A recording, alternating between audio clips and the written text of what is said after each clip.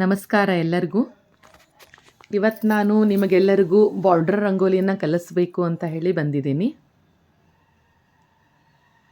ಫಸ್ಟಿಗೆ ಏನು ಮಾಡಿದ್ದೀನಿ, ಒಂದು ಲೈನ್ ತಕ್ಕೊಂಡು ಈ ರೀತಿ ಫ್ಲವರ್ಸನ್ನು ಮಾಡ್ತಾ ಫ್ರೀ ಹ್ಯಾಂಡ್ನಲ್ಲಿ ಬಾರ್ಡರ್ ಮಾಡ್ತಾ ಬಂದಿದ್ದೀನಿ.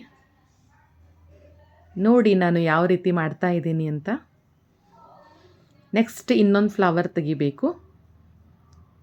ಅದರ ಮೇಲ್ಗಡೆನೂ ಈ ರೀತಿ ರೌಂಡ್ ಅಪ್ ಮಾಡಿ ಮತ್ತು ನೆಕ್ಸ್ಟಿಗೆ ನಾವು ಡಾಟ್ ಇಡೋ ಅಂತ ಇದನ್ನು ಮಾಡ್ತಾ ಹೋಗಬೇಕು. ಇದು ಆ್ಯಕ್ಚುಲಿ ತೆಗೆದ ಮೇಲೆ ತುಂಬ ಚೆನ್ನಾಗಿ ಕಾಣಿಸುತ್ತೆ ಇದು ರಂಗೋಲಿ.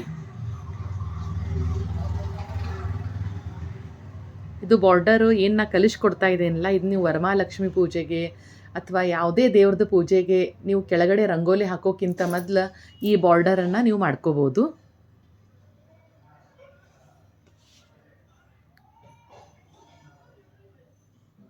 ನಾನು ಮಧ್ಯದಲ್ಲಿ 3 ಡಾಟನ್ನು ಇಟ್ಟು ಒಂದು ಸ್ವಲ್ಪ ಬಟ್ಲೆ ಪ್ರೆಸ್ ಮಾಡ್ತಾ ಇದ್ದೇನೆ ಅದನ್ನ.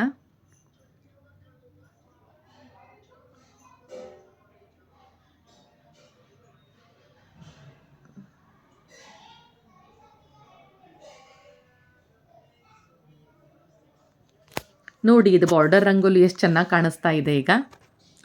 ನೆಕ್ಸ್ಟ್ ಏನು ಮಾಡಿದ್ದೀನಿ, ಒಂದು ಗಂಟಿನ ರಂಗೋಲಿಯಲ್ಲಿ ಬಾರ್ಡರನ್ನು ಯಾವ ರೀತಿ ಮಾಡಬಹುದು ಅಂತ ಹೇಳಿ ನಿಮಗೆ ಹೇಳ್ಕೊಡ್ತೀನಿ. ಇದು 2 ಲೈನ್ ಚಿಕ್ಕಿಗಳನ್ನು ತೆಗೆದಿದ್ದೀನಿ. ಒಂದ್ರ ಕೆಳಗಡೆನೇ ಒಂದು ತೆಗೆದಿದ್ದೀನಿ. ಈ ರೀತಿ ಮಾಡಿಕೊಂಡು ನೀವೇನು ಮಾಡ್ಬೋದು, ಬಾರ್ಡರನ್ನು ಒಂದು ಚಿಕ್ಕಿ ಬಿಟ್ಟು ಒಂದು ಚಿಕ್ಕಿಗೆ ರೌಂಡ್ ಮಾಡ್ತಾ ಬರಬೇಕು ಈ ರೀತಿ.